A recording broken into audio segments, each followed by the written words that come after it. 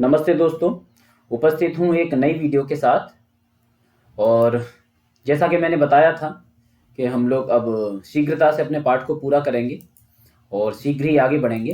तो आज उसी श्रृंखला में अधिक समय ना लेते हुए, कल मेरा एग्ज़ाम हुआ है, एग्ज़ाम के संदर्भ में मैं आपको रिव्यू दूंगा, लेकिन फ़िलहाल उसमें मैंने पेडागोजी के कुछ ज़्यादा तो नहीं, लेकिन मैंने 8-10 प्रश्न ऐसे हैं जो मुझे लिखने चाहिए थे, तो जैसे तैसे जुगाड़ बना के मैं उनको लिख करके लाया हूँ, वो मैं आपको बताऊंगा। लेकिन फिलहाल हम पाठ को अपनी गति से और आगे बढ़ाते हैं, क्योंकि अब डेट सामने है एग्ज़ाम की। और बिल्कुल भी अपने दिमाग में ये चीज़ मत लाइएगा कि ये पोस्टपोन होगी डेट। आपके सामने कोई भी विकल्प नहीं है। आप होगी या नहीं होगी ये बात की बात है, आपको नहीं सोचना है, ये आपको सोचना है एग्जाम उसी दिन होगा। ठीक है, ऐसा हमारे बैच में से कई लोगों ने सोचा था कि एलडी की डेट पोस्टपोन होगी, उनके साथ धोखा हो गया है। ठीक है, तो इस वजह से मैं आपसे कह रहा हूं कि आप लोग ऐसा विकल्प मन में मत लाइएगा। तो सर्वप्रथम हमने इसकी भूमिका कर ली थी पहले, और ये मंगलम में कुछ जो ये 3 जो मंत्र दिए गए हैं, पृथ्वी सूक्त भूमि सूक्त से लिए गए हैं। ठीक है, इसमें क्या है, पृथ्वी सूक्त का है तो देख लेंगे, ऋषि अथर्वा है उसके, और देवता भूमि छंद त्रिष्टुप है ना, त्रिष्टुप छंद में ये जो है। ठीक है, बाकी इसमें क्या है इनका, देखिए जो भावार्थ है ठीक इन्हीं के नीचे लिखा हुआ है। ठीक है, यस्याम, यस्याम अर्थात पृथिव्याम। अब देखिए, यस्याम समुद्र उत सिंधुर आपो, यस्याम अन्नम कृष्टयः संबभूवुः, है ना। यस्याम इदम जिन्वति प्राणद एजत सा नः भूमि पूर्व पेये दधातु, है ना। पूर्व पेये दधातु मतलब वही भूमि हमको भोज्य पदार्थ इत्यादि जो है प्रदान करें। अब इनका एकदम अक्षरशः अर्थ नीचे लिखा हुआ है। ठीक है, तो मुझे लगता है ये आप सेल्फ से पढ़ेंगे तो पर्याप्त हो जाएगा। ठीक है, आप अच्छे से पढ़ लीजिएगा, कोई डाउट हो इसमें तो आप मुझे पूछ सकते हैं। सेल्फ से पढ़ेंगे, बस इसका रिफरेंस जान लीजिएगा। भूमि सूक्त है ना, पृथ्वी सूक्त भी कहते हैं, भूमि सूक्त या पृथ्वी सूक्त, विद्वानों ने भूमि सूक्त भी कहा है, पृथ्वी सूक्त। ठीक है, तो रिफरेंस यही है, त्रिष्टुप छंद में है, और ऋषि अथर्वा है, और देवता तो भूमि है ये। ठीक है, वसुधैव कुटुंबकम वाली पर उसको जो है मैसेज को देता हुआ है। अब हम लोग आगे बढ़े। भारती वसंत गीति ही हमारा प्रथम पाठ है। भारती वसंत गीति पाठ का परिचय क्या है, प्रथम पाठ भारती वसंत गीति। अब आप लोग क्या करिएगा, पेन और कॉपी साथ में रखेंगे, क्योंकि इसमें कुछ ज्यादा चीजें हैं, मुझे लगता है इस बुक में तो नोट्स नहीं बन पाएंगे। पेन कॉपी साथ रखिए, समास प्रत्यय और प्रकृति प्रत्यय की संख्या बहुत बढ़ने वाली है इस पाठ में। ठीक है, समास और प्रकृति प्रत्यय, क्योंकि अब स्तर बढ़ गया है। और 7वीं कक्षा की जो रुचिरा हमने छोड़ी है और 8वीं की, उसे हम बाद में करेंगे। आप लोगों में से कई के सुझाव आए थे, सर कुछ सेल्फ स्टडी से भी हो सकता है, इजी है तो आप कठिन वाले को पहले पढ़ा दीजिए। तो भारतीय वसंत गीति को हम पहले पढ़ रहे हैं। ठीक है, अब भारतीय वसंत गीति में क्या है, ठीक है, भारती अर्थात सरस्वती, वसंत मतलब वसंत ऋतु से तात्पर्य वसंत है, गीत ही मतलब गीतम, तो भारती वसंत गीतम, सरस्वती का जो है वसंत ऋतु का गीत है ये। ठीक है, वसंत ऋतु के संदर्भ में ये गीत गाया जाता है। भारतीय वसंत गीति में वो क्या है, अगर इसमें हम समास करें तो देखो, सिर्फ वसंत गीति में समास करेंगे तो बनेगा, लिखते जाइएगा, मैं बोलूंगा ज्यादा और स्क्रीन पर लिखूंगा कम, तो आप लोग सुन करके पॉज करके लिख सकते हैं। वसंतस्य गीति ही, अगर इतना समास करेंगे तो षष्ठी तत्पुरुष समास हो जाएगा वसंत गीति में। दोबारा सुन लीजिए, वसंतस्य गीति ही, वसंत गीति ही, षष्ठी तत्पुरुष समास। अगर हम इसको भारत्याः वसंत गीति फिर इससे समास करेंगे तो इसमें भी षष्ठी तत्पुरुष समास हो जाएगा। तो इस तरीके से पूरे के पूरे उसमें षष्ठी तत्पुरुष समास है। ठीक है, स्पष्ट हो गया हो। अयम पाठः आधुनिक संस्कृत कवेः पंडित जानकी वल्लभ शास्त्रिणः, नाम याद रखिएगा, ये जो भारतीय वसंत गीति है, जानकी वल्लभ शास्त्री जी की जो काकली इति गीत संग्रह है ना, इसमें ये संकलित है। प्रकृति का सौंदर्य को देख करके ही सरस्वती वीणा की जो है मधुर झंकृति प्रभवितुम शक्यन्ते, है ना, मधुर झंकार उनकी जो है संभव होती है। इति भावना पुरस्सरम, ऐसी भावना को प्रकट करते हुए, ऐसी भावना को स्पष्ट करते हुए कवि जो है प्रकृति के सौंदर्य का वर्णन करते हुए सरस्वती से वीणा वादनाय संप्रार्थ्यते, है ना, वीणा बजाने के लिए प्रार्थना करता है। ठीक है, निनादय नवीना मये वाणी वीणा।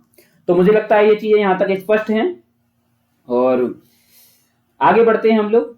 ठीक है, अब इसमें आप लोग ना नोट्स पर जरा ज्यादा ध्यान देंगे, है ना। भाव तो आप लोग समझ ही लेंगे, इस पाठ के अंत में भी आप देखेंगे भाव दिया गया है। ठीक है, योग्यता विस्तार में अन्वय और हिंदी भावार्थ दिया गया है, तो भाव समझने में कहीं समस्या हो रही है तो वो देख लेंगे, लेकिन नोट्स बनाने पर ज्यादा फोकस होना चाहिए। ठीक है, परीक्षा निकट है, एक एक शब्द की स्पष्टतया आपको सीखना है और नोट्स बनाना जरूर है दोस्तों। ठीक है, चलें। निनादय नवीनाम अये वाणी वीणा, मृदुम गाय गीतिम ललित नीति लीना, मधुर मंजरी पिंजरी भूतमालाः वसंते लसंतीह सरसारशाला, कलापाः ललित कोकिला काकलीनाम, निनादय नवीना मये वाणी वीणा। ये स्पष्ट है। तो निनादय,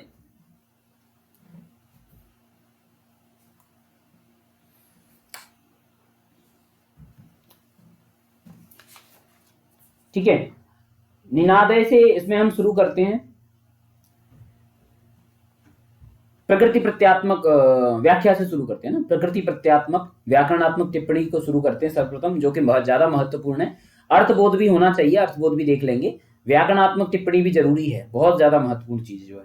ठीक है, निनादय शब्द से लेते हैं, निनादय है ना, नितराम वादय ऐसा बोलेंगे, है ना, या निरंतरम वादय, है ना, निरंतर बजाइए, इस तरीके का। नवीनाम अये वाणी वीणाम, अये अये संबोधन वाक्य है, नवीनाम मतलब नई, नूतनाम नई वाणी को, वाणी हे सरस्वती, वाणी ये शब्द किसके लिए है, सरस्वती के लिए, अये वाणी। ठीक है, अये वाणी हे सरस्वती वीणाम, सरस्वती का जो आपका जो वीणा जो है वाद्य यंत्र है उसको क्या करें, नितराम वादय बजाए। ठीक है, अब निनादय शब्द से क्या लेंगे, निनादय शब्द में देखिए नी है, मैं लिखता चलता हूं, नी है, नी उपसर्ग से, नद है, ठीक है, और नद से णिच है, और णिच का जो है लोट लकार है, ऋयंत का लोट लकार मध्यम पुरुष एक वचन हो जाएगा, निनादय, नी नद णिच लोट। ठीक है, निनादय हो गया। नवीनाम शब्द क्या है, नवीना आकारांत स्त्रीलिंग शब्द है, तो नवीनाम बन जाएगा, किस में बनेगा, नवीनाम बालिकाम, तो कहां बनेगा, द्वितीय विभक्ति एक वचन में। अय संबोधन पद है, और वाणी शब्द भी जो है सरस्वती के लिए संबोधन पद यूज किया गया, संबोधन का चिन्ह भी है उसमें। और वीणा तो जानते हैं आकारांत स्त्रीलिंग है, तो सरस्वती का वाद्य यंत्र हो गया। आगे बढ़े, मृदुम गाय, मृदुम गाय, मृदुम माने कोमलाम, कोमल, है ना, गाय, गाय अर्थात गायनम कुरु, गायन करो, मृदुम गाय गीतिम, गीतिम सॉन्ग गीत, ललित नीति लीना, कैसा गीत होना चाहिए, ललित नीतियों से। ललित कहते हैं एक जो पैरामीटर एक होता है ना गीतों को गाने का या साहित्य रचने का, जैसे ललित निबंध होते हैं ना, निबंध जो है एक पैरामीटर पर रखे जाते हैं, तो कहने का मतलब उस रूल और रेगुलेशन के अंदर रहते हुए, है ना, उस नीतियों में रहते हुए या सुंदर नीतियों में रहते हुए उसमें लीन युक्त होकर के, लीन होकर के उसको आप कोमलता के साथ गाओ, इस तरीके से यहां पर प्रार्थना की जा रही है। तो पंक्ति देख लेते हैं, और इसमें क्या क्या है, मृदु शब्द है, उकारांत है, और उकारांत है विशेषण के रूप में प्रयोग किया गया है यहां पर। ठीक है, मृदु का क्या शब्द किया गया, कोमल, और गाय जो है गई कर्तरी से बना है, लोट में, कर्तरी में लोट बना है, गई धातु है, जानती हैं गाय शब्द क्या है, गई से बना है। ठीक है, कर्तार्थ में कर्तरी में लोट से बनेगा, मध्यम पुरुष एक वचन का ही है, क्योंकि देखो उनसे हम कह ही रहे हैं सरस्वती से, तो सारा लोट लकार में प्रयोग हो रहे हैं यहाँ पर। गीति शब्द क्या है, गीति इकारांत स्त्रीलिंग शब्द है, गीतिम बनेगा। और ललित नीति लीनाम, अब इसमें थोड़ा सा समास देख लेते हैं ना, ललित नीतियों से युक्त या फिर सुंदर नीतियों से युक्त, समास क्या है इसमें, सबसे पहले ललित नीति को देखते हैं, ललिता या ललिता नीति ही इति ललित नीति, तो इसमें क्या हो जाएगा, विशेषण विशेष से वो कर्मधारय कर देंगे ललित नीति में, ध्यान दीजिएगा, ललित नीति में कर्मधारय है, और लीनाम को अगर हम लेंगे तो बन जाएगा ललित नीत्याम लीना इति ललित नीति लीना, तब यहां पर सप्तमी तत्पुरुष हो जाएगा। अगर पूरे को हम ले लेंगे तो उसमें लीन होना, तो सप्तमी तत्पुरुष हो जाएगा। तो अब स्पष्ट हो गया होगा, अगर ललित नीति में जाएंगे अकेला तो कर्मधारय, और ललित नीति लीलाम में जाएंगे तो सप्तमी तत्पुरुष होता है। स्पष्ट, बिल्कुल भी मिस्टेक नहीं करना दोस्तों, मैं स्पष्ट बता रहा हूं। मधुर मंजरी पिंजरी भूतमाला, मधुर मंजरी है ना, मधुर मधुर जो मंजरी है, मंजरी आम की जो वो होती है, ठीक है, जानते ही होंगे आप मधुर मंजरी के बारे में। मधुर जो आम के जो फूल आते हैं और जो मधुर मधुर होते हैं। पिंजरी भूतमाला, ठीक है, पिंजरी भूतमाला अर्थात जो उनकी जो क्या कहेंगे, जो पीले पीले जो फूल होते हैं, उनकी जो एक पंक्तिबद्ध जो होते हैं, ठीक है, वो उस प्रकार से जो है वहां पर हैं। तो मधुर जो आम्र पुष्प हैं, उनकी जो पीले पीले की जो पंक्तियां हैं, पीले पीले वर्णों से युक्त जो पंक्तियां हैं, उनके विषय में यहाँ पर बोल रहे हैं, ठीक है। अब इनमें क्या क्या है वो भी साथ साथ देखते चले, मैं एक एक लाइन की वो स्पष्ट कर रहा हूं, अर्थ आप लोग देख लेंगे, अर्थ में कहीं समस्या होगी तो अर्थ लिखा हुआ है, अर्थ की कोई समस्या नहीं होगी। मुझे व्याकरणात्मक टिप्पणी ज्यादा महत्वपूर्ण लग रही है, अर्थ उतना ज्यादा आप लोग इतने तो प्रबुद्ध हैं, समझ सकते हैं। तो इसमें अगर मैं जाऊं, अगर इनको मैं सबको मिला दूं, मधुर मंजरी पिंजरी भूतमाला, तो माला अंत में होने के नाते पूरे के पूरे शब्द का आकारांत स्त्रीलिंग में शब्द रूप बनाने से माला इस तरीके से हो जाए। अब इसको मैं अलग अलग करके समास करता हूं इसमें, तो देखिए मधुर मंजरी को कर देते हैं, तो मधुरा च असौ मंजरी इति मधुर मंजरी, ठीक है। तो मधुर मंजरी में अगर अकेला समास करेंगे तो मधुरा च असौ सचासौ कर्मधारय, कर्मधारय कर दीजिए, ठीक है। एक एक शब्द में देख रहा हूं। अब हम इसको थोड़ा बढ़ाते हैं, पिंजरी से जोड़ते हैं, तो अपिंजरा पिंजरा भूता इति पिंजरी भूता, तो पिंजरी भूता हमें अपिंजरा पिंजरा भूता इति पिंजरी भूता हो जाएगा। अगर पिंजरी भूता इस शब्द को लेंगे तो इसमें गति समास होगा। कौन सा? गति समास, ठीक है, गति समास, ध्यान रखना, मैं स्पष्ट बता रहा हूं इसीलिए सुनते भी जाइए।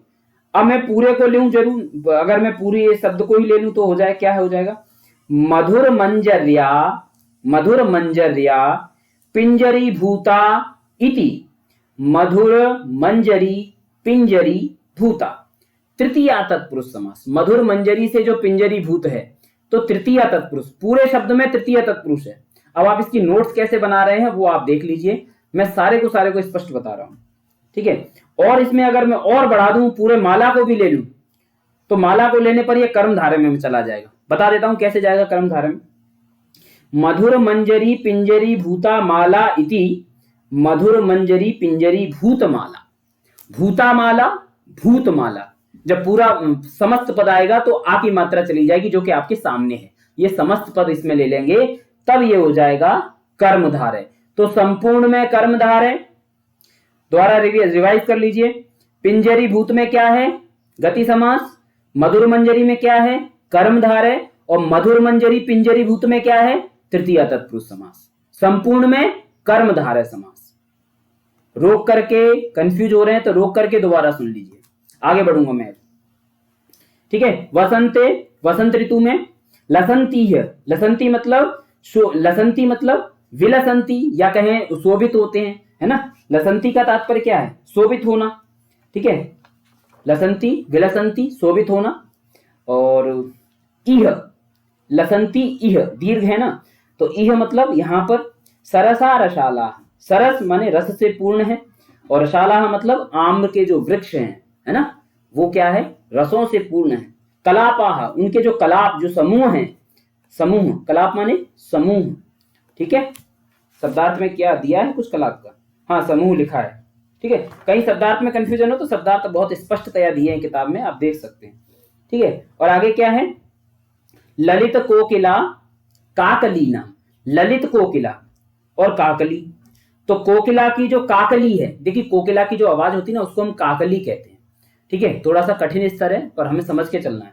तो कोकिला की आवाज जो काकली है उसको जो है ललित, उसकी जो सुंदर ध्वनि है, ललित शब्द से यहाँ पर सुंदर विशेषण लिया जा रहा है, तो ललित जो ध्वनि है सुंदर ध्वनि है, ठीक है, उससे युक्त इस तरीके से जो है आम का पेड़ है। और इन सब की इस तरीके का वातावरण होते हुए निनादय नवीना मये वाणी वीणा, ये यहां पर कहा जा रहा है।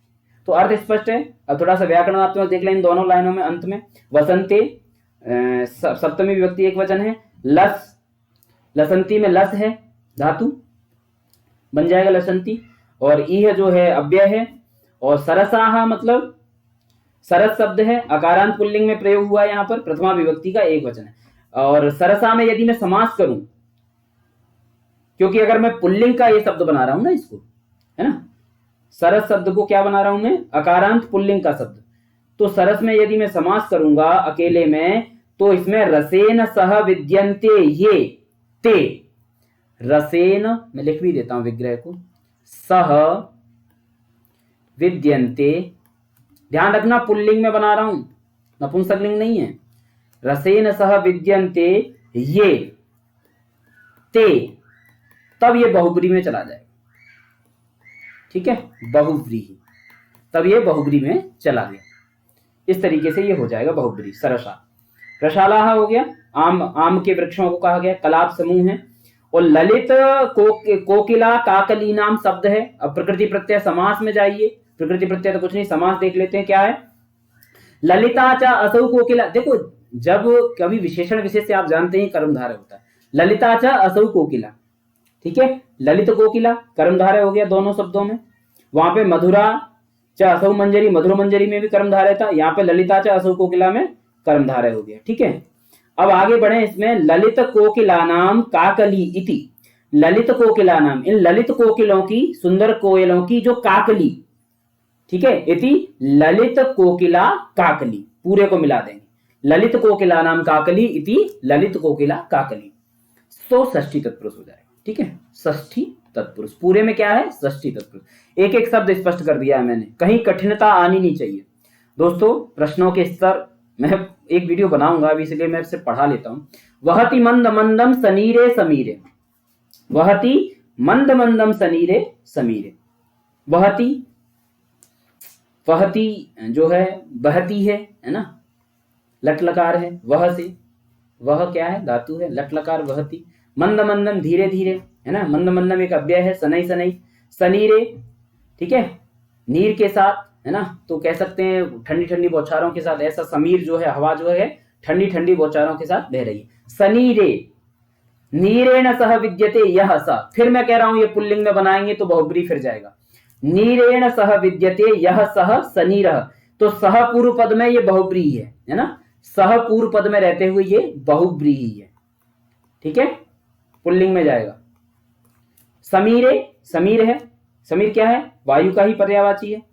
और आगे क्या कह रहे हैं, कलिंदात्म जाया सवानीर तीरे, कलिंदात्म जाया शब्द को अलग निकाल लीजिए, स है, विसर्ग है, तो कलिंदात्म जाया शब्द को पहले देख लेते हैं। कलिंदात्म जा ये है, तो कलिंदात्म जा कह रहे हैं, तो कालिंदी वो है ना, यमुना के ही, वो जो है यमुना नदी के बारे में बात कर रहे हैं। कलिंदस्य आत्मा इति कलिंदात्मा, इतना बनाइए पहले, कलिंदस्य आत्मा, कलिंदात्मा, तो कलिंदस्य षष्ठी आ गया, तो षष्ठी तत्पुरुष हो गया। देखिए लिखते जाइएगा, यहाँ बोर्ड पे, यहाँ पे जो स्क्रीन पे है ना, थोड़ी खिचड़ी सी हो जाती है, आप लोग स्पष्टतया अलग अलग लिखते जाइए पॉज करके। कलिंदस्य आत्मजा, कलिंदात्मजा नहीं, कलिंदात्मजा हो गया, कलिंदात्मा, कलिंदस्य आत्मा, कलिंदात्मा। अब आगे इसमें करेंगे, कलिंदात्मनः जायते या सा कलिंदात्मजा, है ना, कलिंदात्मनः जायते उपपद तत्पुरुष जाएगा, है ना, तो ये भी तत्पुरुष ही है, कलिंदात्मजा, ठीक है, तो उपपद तत्पुरुष हो जाएगा इसमें, कलिंदात्मजा पूरे में, कलिंदात्मा में हो जाएगा षष्ठी तत्पुरुष, और कलिंदात्मजा में उपपद तत्पुरुष, दोनों में स्पष्ट है, ध्यान रखना, ठीक है। मैंने कल हिंदी के प्रश्न पत्र में बड़ा काठिन्य स्तर देखा है, बारीक से बारीक में काठिन्य कुछ प्रश्न बनाने का प्रयास करते हैं, कभी कभी सही भी रहता है, लेकिन तो मैं सोच रहा हूं ये सारी चीजें आपके दिमाग में रहें। सवानीर तीरे क्या है, सवानीर तीरे, ठीक है, कलिंदात्मजा का समझ में आ गया होगा, तो सवानीर तीरे का कर रहे हैं, ठीक है। सवा, देखो सवानीर तीरे कह रहे हैं, बेंत की जो लता होती है उससे युक्त जो तीर है ना, बेंत की लता, बेंत एक पेड़ होता है, उसकी युक्त जो लता होती है, उसके युक्त जो तीर है, तट है, उसके तीर में, तो इस तरीके से वहां पर किया है। सवानीर तीरे में क्या है, वानीरेण सह विद्यते यत् सवानीरम, सवानीरम बनाइए पहले, ठीक है, सवानीरम, वानीरेण सह विद्यते यत् तत् सवानीरम, तो यहां पर सहपूर्वक है, तो सवानीरम में क्या कर लेंगे, क्योंकि तट के लिए बोला जा रहा है इसलिए ये अन्य पद में जाएगा, तो ये बहुब्री हो जाएगा, सह पूर्व पद में रहते हुए ये बहुब्री ही है, ठीक है, सह पूर्व पद में, इसलिए ये क्या है, बहुव्रीहि है। और सवानीरम च तत् तीरम इति सवानीर तीरम, सवानीरम च तत् तीरम। अगर पूरे में जाए, देखिए मुझे लग रहा है शब्दों को तोड़कर कम पूछे जा सकते हैं, पूरे शब्द में ज्यादा पूछने के चांस है अगर समास में पूछा गया तो। अब तो इसमें फिर कर्मधारय हो जाएगा, पूरे में जाएगा, सवानीर तीरम में जाएंगे तो कर्मधारय हो जाएगा, और सवानीरम में क्या हो जाएगा, बहुव्रीहि। पूरे में क्या है, कर्मधारय। ठीक है, विग्रह दोबारा बता देता हूं, सवानीरम च तत् तीरम इति सवानीर तीरम। ठीक है, सवानीर है ऐसा जो तीर है, सवानीर भी वही है और तीर भी वही है, इसलिए क्या है, ये कर्मधारय हो गया, तस्मिन सवानीर तीरे, इस तरीके से बनेगा। ठीक है, नताम, नताम अर्थात नताम पंक्तिमालोक्य मधुमाधवी नाम, नताम अर्थात हो जाएगा नथ यानी कि झुकी हुई, है ना, नताम नथ झुकी हुई। ठीक है, आकारांत स्त्रीलिंग में बनाया इसको। और पंक्ति तो जानते ही हैं, पंक्ति पंक्ति होती है। ठीक है, और आलोक्य, आलोक्य क्या है, आलोक ल्यप, क्या है आलोक्य में, आ है, लोक है, और क्या है, ल्यप है, ल्यबंत है, तो ल्यबंत हमेशा क्या होते हैं, अव्यय हो जाते हैं, ल्यबंत अव्यय है, ये ध्यान रखना। आलोक्य मधुमाधवी नाम, मधु माधवी है ना, मधु माधवी, मधु माधवी ये लताएं हैं, मधु माधवी मालती भी कहते हैं उनकी लताओं का। तो मधु च असौ माधवी इति मधु माधवी, तो मधु माधवी शब्द में कर्मधारय करेंगे, मधु माधवी में क्या करेंगे, कर्मधारय। ठीक है, अर्थ आपको स्पष्ट है, अर्थ में ज्यादा अर्थ पे फोकस नहीं कर रहा हूं मैं, व्याकरणात्मक टिप्पणी और थोड़ा सा क्या चीजें आप कर सकते हैं उन चीजों पे ज्यादा। मधु माधवी शब्द में कर्मधारय है, विग्रह क्या है, मधु च असौ माधवी इति मधु माधवी तासाम मधु माधवी नाम। ठीक है, तो इस तरीके से ये हो जाएगा। आगे बढ़े, झुकी हुई मधु माधवी की जो पंक्ति आलोक के देख करके मधु माधवी नाम लताएं, उनको आप निनादय बीणा बजाओ, इस तरीके से वहां पर विशेषता, वहां के माहौल की विशेषताएं बताई जा रही, वातावरण की।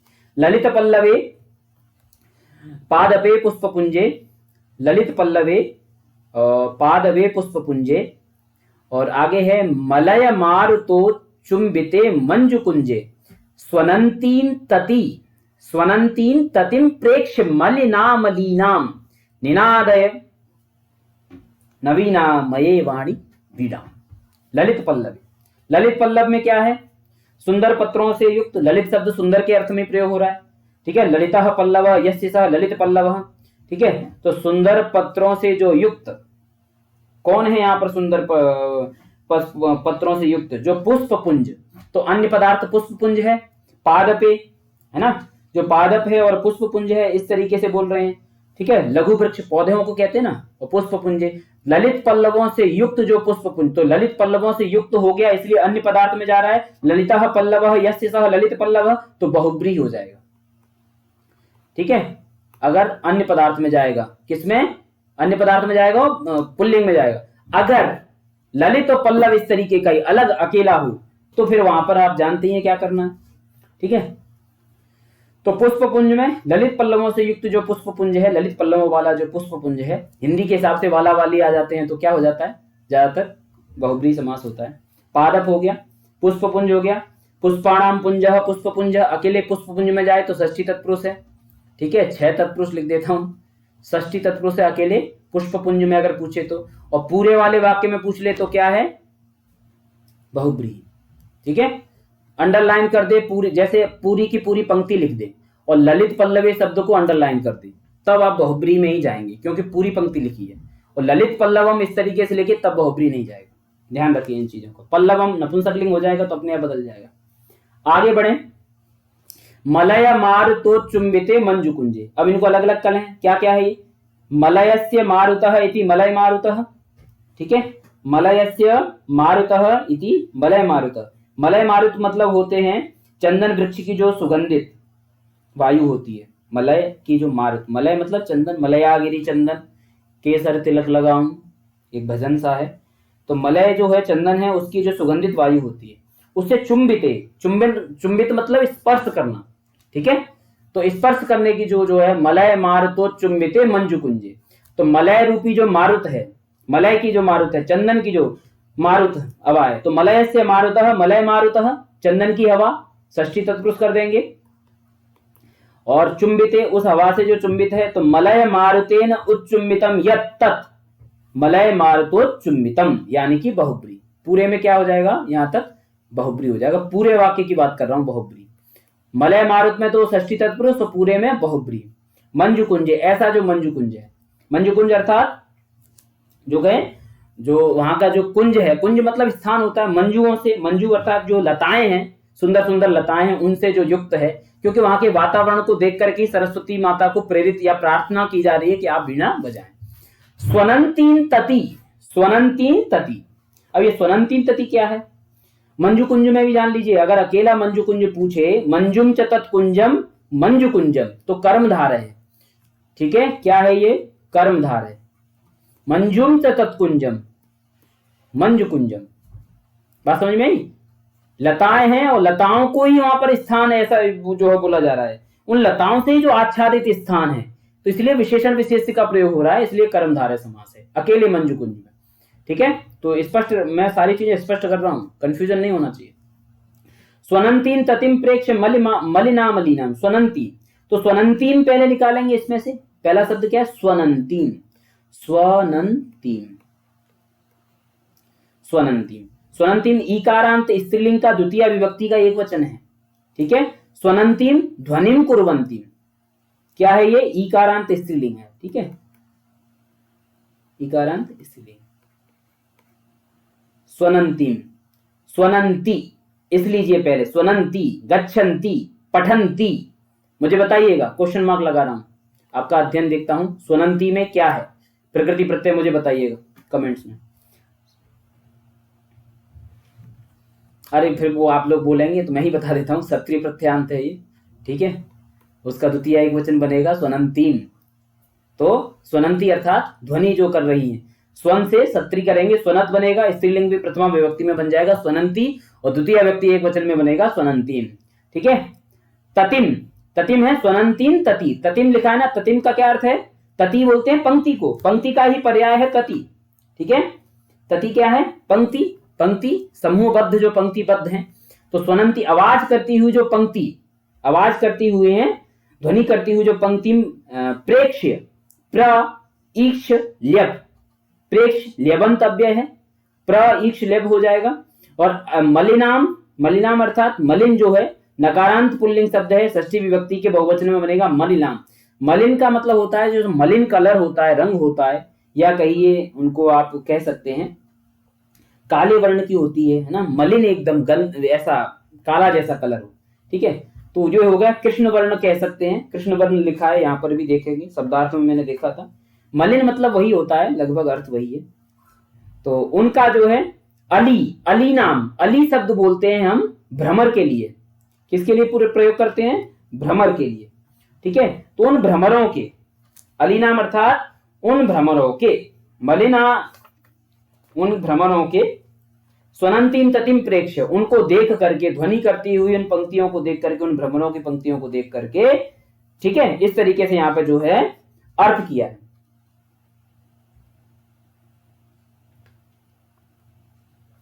तो उन आद में वही पंक्ति जोड़ देंगे, निनाद है नवीनामय वाणी वीणाम है, आप उनकी वीणा को बजाओ, इन सभी चीजों को देखते हुए आप वीणा बजाओ।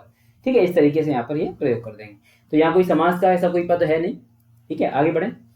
आगे जो है एक पद और बचा है, वीडियो थोड़ी सी लंबी हो रही है, मैं शॉर्ट करना चाह रहा हूँ, लेकिन समास इतने अच्छे अच्छे दिए गए हैं, मुझे नहीं लगता था इन्हें छोड़ना चाहिए। बाकी आप लोगों की इच्छा है, आप कितना पढ़ते हैं, कितना याद करते हैं। ठीक है, मुझे ऐसा लग रहा है कि इनको छोड़ना नहीं चाहिए। बाकी आप, मैं कहीं आपको किसी भी चीज में बाउंड नहीं कर रहा हूं दोस्तों। कल को आप कुछ भी गलत हो तो आप कहें सर ये आपने तो मना किया था, क्यों आ गया, इस तरीके से मैं आपको बाउंड नहीं कर रहा हूं। आप स्वतंत्र हैं सोचने के लिए, मैं एक सहायक के तौर पर हूं, निर्देशक के तौर पर मैं कभी काम नहीं कर पाऊंगा, ना ही मैं करना चाहता हूं।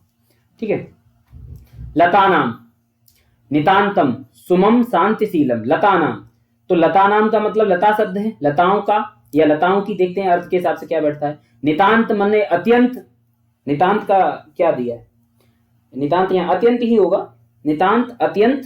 ठीक है, सुमम, सुमम को पुष्प भी कहते हैं, पुष्प, लताओं का जो अत्यंत जो है पुष्प जो है, इस तरीके से आगे और देखते हैं क्या है। शांतिशीलम, शांतिशील शब्द है ना, अकारांत नपुंसकलिंग में बनेगा शांतिशीलम, तो शांति से युक्त है, स्वभाव शांति युक्त है, ठीक है। शांति ही शीलम यस्य तत् शांतिशीलम, शांति ही शीलम यस्य तत् तत् सुमम, तो बहुब्री समास है, ध्यान रखना। अन्य पदार्थ सुमम में जाएगा तो बहुब्री समास हो जाएगा, यही तो समझना है, ठीक है। शांतिशीलम सुमम में पूछ दे तो बहुब्री समास है, ध्यान रखना। चलेत, चलेत, उच्छलेत, कांत, सलिलम, सलीलम। चलेत, चल कंपनी धातु होती है, विधिलिंग में बनेगा चलेत, कंपनम कुर्यात, है ना। चलेत अर्थात कंपन, कंपन होना चाहिए। उच्छलेत, उत उपसर्ग से चलेत बनाएंगे, उच्छलेत बनेगा, संधि है यहाँ पर, व्यंजन संधि है, च स्तोश्चुनाश्चु, ठीक है। उच्चलेत, उसके बाद तो उच्चल में क्या हो जाएगा, ऊपर की तरफ, उत चलना, ऊपर की तरफ चलना, तो ऊर्ध्वम गच्छेत ऐसा बोले हम, ऊपर की तरफ जाना, तो उच्चलित का यहाँ भी लिखा है ऊर्ध्वम गच्छेत, इस तरीके से इन्होंने भी किया है, उच्छलित हो उठे, ठीक है। और आगे क्या लिखा है, कांत सलिलम सलीलम, और कांत सलिलम होता है, कांत सलिल मतलब मनोहर, जो सलिल, सलिल तो जानते हैं ना, जल का पर्यायवाची है, कांत है मनोहर है, सुंदर दिखने वाला, मनोहर जो है जल, सलीलम, कांत सलिल में होगा कांतम च तत्सलिलम, कांत भी वही है, सलिल भी वही है, इसलिए ये कर्मधारय समास हो गया, ठीक है। कांतम च तत्सलिलम, तो कर्मधारय समास कर लेंगे इसमें। और इसमें क्या क्या है, सलीलम, सलीलम मतलब क्या हो, लीला से युक्त होना चाहिए, क्या क्या लीला क्या कर रहे हैं, सलीलम, सलीलम। अब सलीलम के साथ सलीलम है, ऐसा जो है सलिल जो सलील भी है, तो इसमें सह पद पूर्व रहते हुए बहुब्री में चले जाएं, सह पूर्व पद में है, ठीक है, ध्यान रखना भाई साहब, सह पूर्व पद ऐसा बहुब्री है ये, ठीक है।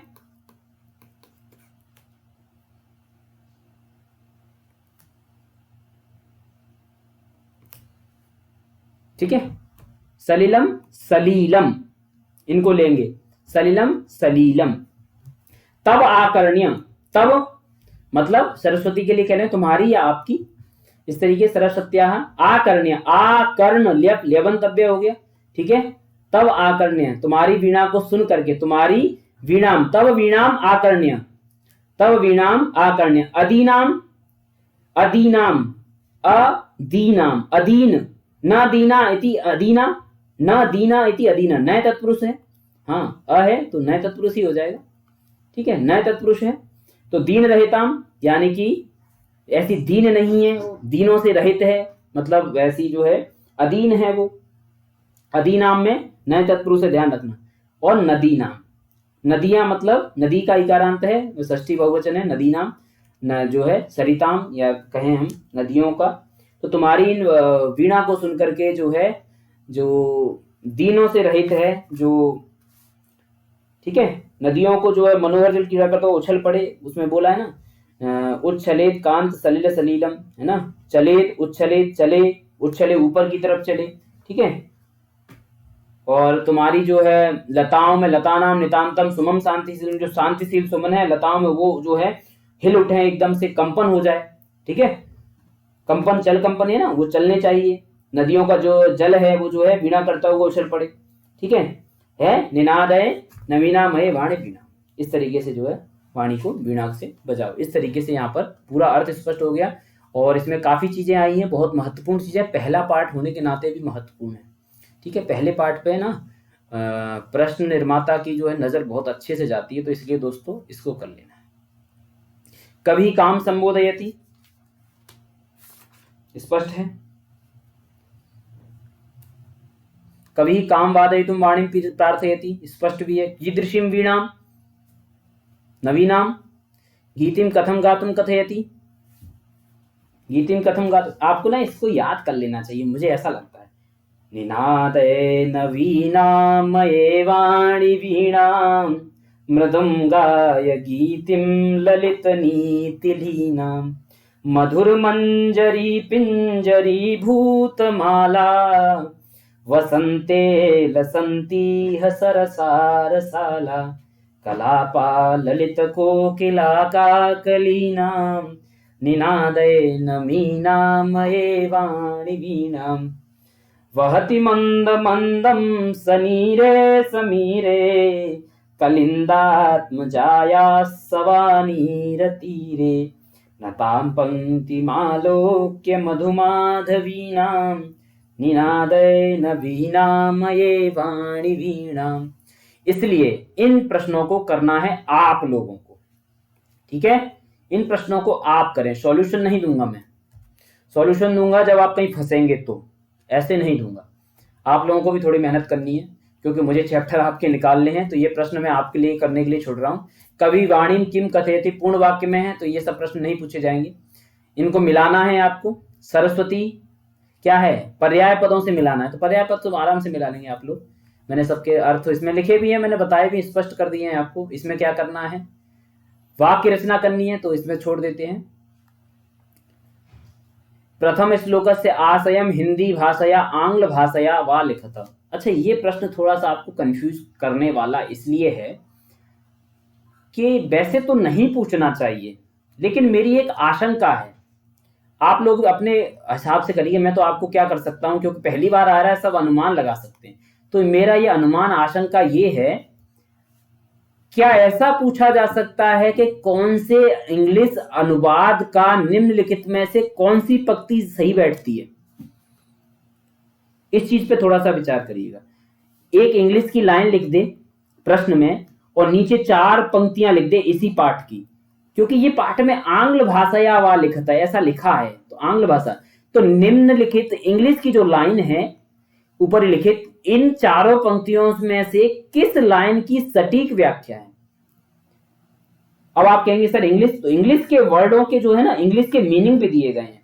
तो दोस्तों ये प्रश्न होने के नाते मुझे ऐसा लग रहा है कहीं दिमाग उसका खनकाना बनाने वाले का, तो ये मेरी आशंका है। मैं कह नहीं रहा कि ऐसा पूछा जाएगा, मेरी आशंका है। मैं आप लोगों को बस चीजें दे सकता हूं, कल को आ जाएगा तो आप लोग मुझे याद करेंगे, नहीं आएगा तो कुछ ना कुछ सीख के ही जाएंगे, ठीक है। विलोम पद है, कर लेंगे, है ना, बहुत सरल है।